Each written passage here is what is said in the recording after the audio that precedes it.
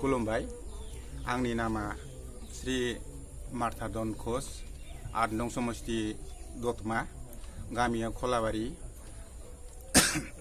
दिनै बिपि एबा 17 बोसोर सरकार सालायलांबाबो जोंनि गामियाव जेबो डेभेलपमेन्ट जायाखै गामिया हयथ' गामि गिदिराव कयेकथा जादों गामि फिसा होननानै जेबोनो नायसनासै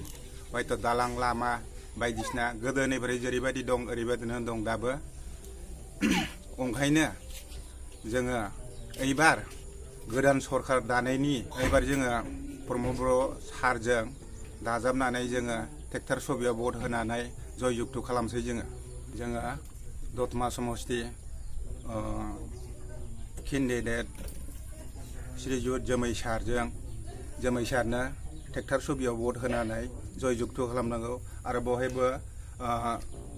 दले दले जगदान होनानै बिनिखौ जययुक्त खालामनांगौ। खुलुमबाय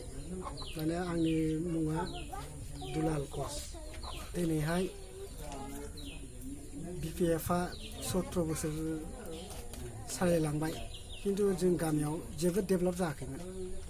दालांबो जायाखै आरोबाव न' बांखौबो सोरबा मोनाखै बेनि थाखायनो जों एसे दुखुआव फैदों आरो दुखुनांथावै मानो होनबा अनेक बिदिनो बुरि पेन्सन थुरि पेन्सन मोनाखै आरोबाव अनेक लामा दङ बे लामाखौबो फोसाबनानै होआखै आरोबाव जोंनि बे लामानि जों बे गामिनि बे लामा दासो एसे थांनानै बेहाय नुहैगोन माने बे दालाङा दासिमबो माबा जायाखै मा होनो ब्रिज जायाखै माने बेहाय नोंसोर दा नुगोन माने पस्टनि दालां कारेन्ट पस्टनि दालां नोंसोर बेखौ दा नायलांनो हागोन जोंनि गामियाव माने सोलायजानो लुगैदों मानो होनबा परिबर्तनखौ लुगैदों दा जोंहा बयबो गोसोआव बयबो फैदों माने ज्योतिरन्द्र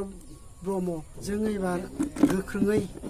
पिपलआव भट होनानै जों देरहासार खालायनानै होगोन।